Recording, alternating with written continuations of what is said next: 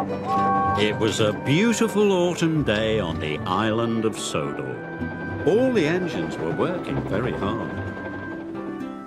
The Fat Controller came to Tidmouth Sheds. He had exciting news. Gordon is to take the new mayor of Sodor on a special tour of the island, he announced. Gordon was thrilled, but then he had a thought. Who will take the express, sir? He asked. The other engines were excited. Pulling the express was an important job. Everyone wanted to be chosen, but the Fat Controller chose Emily. When the Fat Controller left, Emily was very happy, but Gordon wasn't impressed. The express is the longest passenger train on the island, he sniffed. I always cross the island twice by tea time. You'll never do that.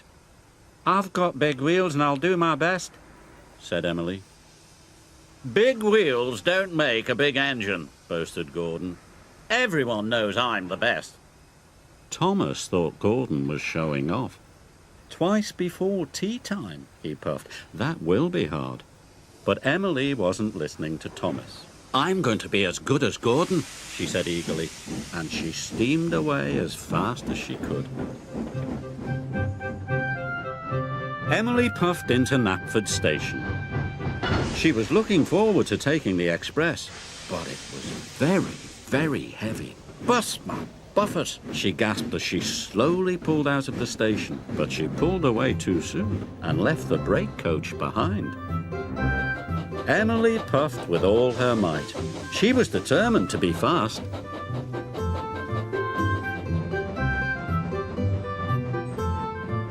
Emily crossed the island once in good time. I am as good as Gordon, she puffed proudly.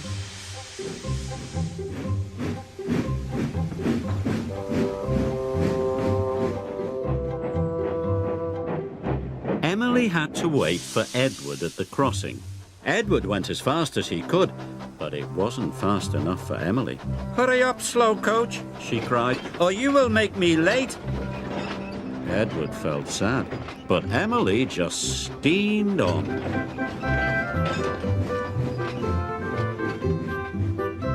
Emily stopped in Maithwaite Station. The express was a guaranteed connection with Bertie the bus. But Bertie hadn't arrived. He'd had a flat tyre and was running late. Emily tried to wait. She counted to 10 twice, but she felt as if her boiler would burst. I'm going to be the slowest engine on Sodor, she cried, and it's not my fault. And she puffed away.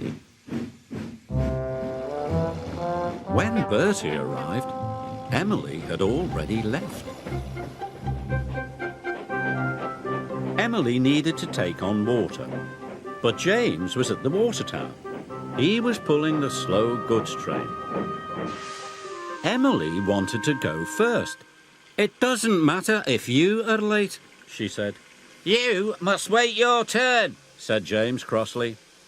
Express trains don't wait, said Emily. And she left without taking on water. Emily went faster than ever. Her carriages rocked and rolled, and her passengers were biffed and bumped and bounced.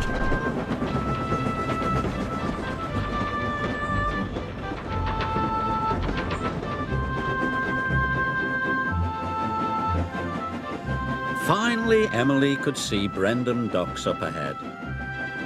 Twice before tea time, she puffed happily. I am as good as Gordon. Then there was trouble. Emily slowed down. What's happening to me? She cried. She went slower and slower. Emily had run out of water. She huffed and puffed, but she had no steam left.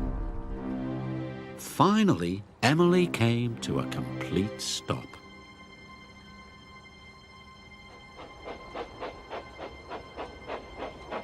The Fat Controller arrived on board James. He was very cross. You should have waited, said the Fat Controller, and now you have caused confusion and delay. You left the brake coach, stranded Bertie's passengers and bumped your carriages. You must learn to be more patient. Emily knew the Fat Controller was right. She felt very bad. She was only trying to be as good as Gordon. "I'm sorry, sir," she said sadly. James pulled Emily into the docks. Then he went back to collect the express. Now I need an engine to take the slow goods train, said the Fat Controller. Emily had an idea. "May I take it, sir?" she said, "if I promise to go slowly?" The Fat Controller thought it was a grand idea. The slow goods train needs lots of patience, he said. Emily was pleased. She was determined to do a good job.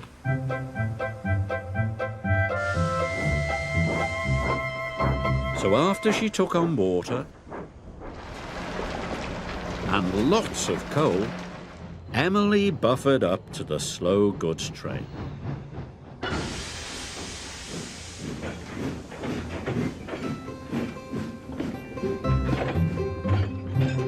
She stopped at all the right stations